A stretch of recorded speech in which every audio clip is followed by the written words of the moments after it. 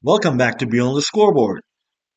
In our first episode, we answered the question that every new head coach should ask before anything else. What kind of program am I trying to build? We didn't talk about offenses or defenses, we just talked about vision. Because every successful program begins with a clear understanding of who it wants to become. In episode 2, we took that vision and translated into standards. We discussed why players don't experience our philosophy. They experience our expectations. Vision gives a program direction. Standards give it consistency. Today, everything changes. Planning is over. Now, you have accepted the position. You're a head coach for university program. Press conference has finished. Your family has celebrated. The excitement has settled. Tomorrow morning, you officially walk into your office as the new head coach of this program. Your players are expecting leadership. Your assistant coaches are waiting for direction. Your athletic director believes they hired the right person. Now, let me ask you a question then. What are you going to do first? Not your first practice, not your first recruiting trip, not your first game. I'm talking about your first decision. Because I believe your first decision as a head coach often tells us far more about your leadership than your first season ever will. If you called me tomorrow morning and said, "Hey coach, I just accepted my first university head coaching position. Where do I begin?" I wouldn't send you a practice plan. I wouldn't send you an offensive playbook. I wouldn't even talk about basketball. I would tell you something that might surprise you. Don't coach yet. I would ask you to observe, listen, and learn. Because one of the biggest mistakes new head coaches make is believing they were hired because they have all the answers. I don't believe that's true. I think they were hired because they have the ability to ask the right questions, make thoughtful decisions, and bring people together around a common vision. One thing that stands out when you study successful university programs is that great head coaches don't rush to impose a change simply because they're in charge. They spend time understanding the people, the history, and the environment before deciding what truly needs to change. That patience allows them to build lasting programs instead of short term reactions. So here's exactly how I would approach my first days. The first meeting I was scheduled wouldn't be with the team. It would be with my athletic director. Not because I need permission to coach, because I need perspective. I would walk into that office with a notebook instead of a presentation, and I would ask questions. When you picture this program 5 years from now, what do you hope people are saying about it? I would ask, what has this program done well over the years? Or where has it struggled? I would ask, what expectations should I understand that aren't written anywhere? Well, those answers matter because I'm not simply taking over a basketball team, I'm becoming a part of a university. Every institution has a history, a reputation, traditions, relationships. If I ignore those, I begin my leadership from a position of ignorance instead of understanding. The next people I would meet wouldn't be the players, they would be my staff. Assistant coaches, strength and conditioning coach, athletic therapist, academic advisor, equipment manager, student managers. Every one of those people has been living inside this program long before I arrived. They know things I don't know. One assistant coach might understand the personalities inside the locker room better than anyone else. The athletic therapist might know which athlete quietly carries the team during the difficult moments. The academic advisor may understand pressures that never appear during practice. Leadership isn't about proving you are the smartest person in the room. Leadership is creating a room where everyone's knowledge makes the program stronger. Only after those conversations would I begin meeting players, one by one. Not as athletes, though, as people. And here's something I want every future head coach listening to remember. Your first meeting with a player is not an interview. It is an opportunity to begin building trust. Trust grows when people feel heard before they feel evaluated. So I would ask every player the same questions. Hey, tell me your story. Why did you choose this university? And what is one thing you hope never changes about this program? If you were sitting in my chair today, what would you improve? What are your goals beyond basketball? Did you notice what's missing? I'm not asking about shooting percentages. I'm not asking about minutes played. I'm not asking about who should start, because basketball can wait. But relationships can't. One of the greatest mistakes coaches make is evaluating athletes before understanding people. I think that order should be reversed. When people know you genuinely care about who they are, coaching becomes easier. Correction becomes easier. Accountability becomes easier. Even difficult conversations become easier. Because trust changes the way people receive feedback. As those meetings continue, I'm writing notes, not basketball notes, human notes. Who communicates well, who listens carefully, who naturally encourages teammates, who asks thoughtful questions, who takes responsibility, who blames others. I'm not searching for the most talented player, I'm searching for influence. Every locker room already has leaders. Somewhere the captains see, some never will. Part of my responsibility is discovering the people who already shaped the environment before I even try to change it. Because if I understand the people, I'll make better decisions. If I only understand basketball, I'll probably make faster decisions. That's the difference.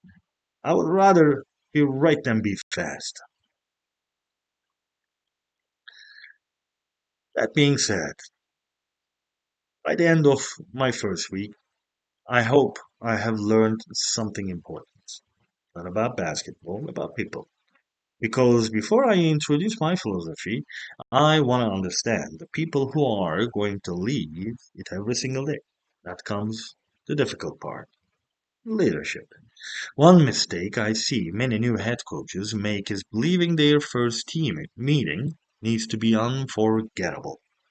Has to be a powerful speech, an emotional message, a long presentation explaining their philosophy. I'm telling you, I wouldn't do that. In fact, I will probably speak less than most people expect because I don't think players need another motivational speech. I think they need clarity. I would begin by thanking them, and not because they hired me, but because leadership is a partnership. Without trust, there is no team. Then I would tell them something very simple. I'm not here to erase everything that came before me. I'm here to help us become the best version of what this program can become. Some things will change. Some things should never change. Before making those decisions, I wanted to understand you first. Now, I believe those sentences immediately remove unnecessary fear because change creates uncertainty, understanding creates confidence. Then I will share my vision. Not a 10-minute presentation, though. Just one sentence, one clear idea. If your vision cannot be explained simply, it probably isn't clear enough yet. Then I would explain the standards we discussed in episode 2. Not by handing players a printed list, by explaining why each standard exists. People don't commit to standards because they are written on a paper. They commit because they understand their purpose. If one of my standards is preparation, I explain that preparation isn't about impressing coaches. It's about respecting teammates. If communication is one of my standards, I explain that communication isn't about talking more. It's about making the people around you better. When athletes understand the why, the what becomes much easier to accept. Then I would finish the meeting with something unexpected. I would ask questions. What do you believe has made this program successful? What has held it back? What should we never lose? What do we need to become? Then I would listen again because leadership isn't a monologue, it's a conversation. One lesson I have learned over the years that the best ideas don't always come from the head coach. Sometimes they come from the senior player who has lived inside the program for 4 years. Sometimes they come from an assistant coach. Sometimes they come from the student manager who notices details everyone else ignores. The head coaching job is to have isn't to have every answer. The head coach's job is creating an environment where the best ideas can be heard. Well, research on successful university programs consistently points to leadership that encourages collaboration, develops relationships, and aligns everyone around a shared purpose rather than relying solely on positional authority. So after the meeting ends, the real work begins. Because the players won't judge your philosophy by your speech. They will judge it by tomorrow morning. Did you arrive prepared? Did you treat people respectfully? Did you follow the standards you introduced yesterday? Players watch coaches long before they believe coaches. Every action reinforces something or weakens something. Your first month isn't about convincing people you're a great coach, it's about demonstrating that your actions match your words. One of the questions I would ask myself every evening is this: did I make our standards more believable today? I'm not asking, did I coach well? Practice go well? Did we win the drill? Because if my actions don't reinforce the standards, eventually my words lose credibility.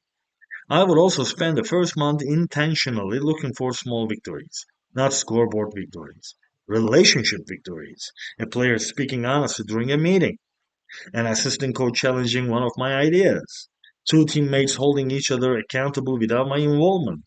Those moments tell me something important because trust is beginning to grow. And trust always comes before culture.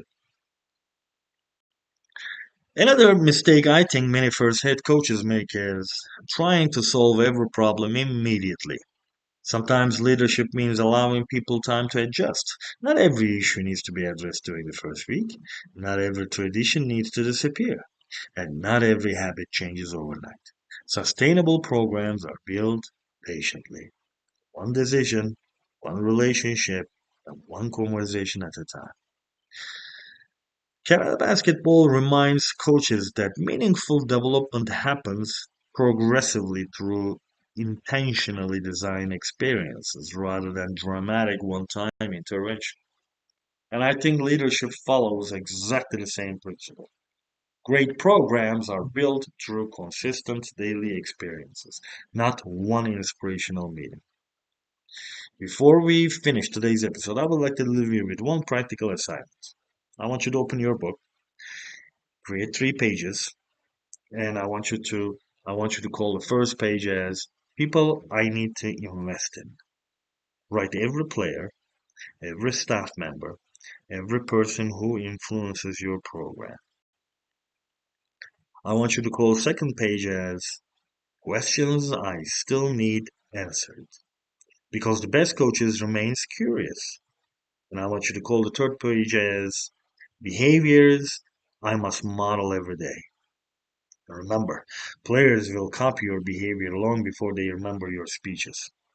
And finally, I would leave you with one thought. Imagine it is 1 year from today. Your players are sitting together without you, and they are talking about the program.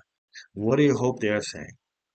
Not about your offense, not about your practices, about you, about the environment you created, about how they felt walking into the gym every day.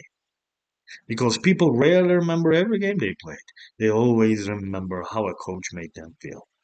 And that feeling begins long before the first victory. It begins with trust. Next episode. Our foundation is beginning to take shape. Now comes the one of the biggest decisions every university head coach will make. Recruiting. Not simply identifying talent, but identifying people who deserve to become a part of the program we are building. I'll see you next time.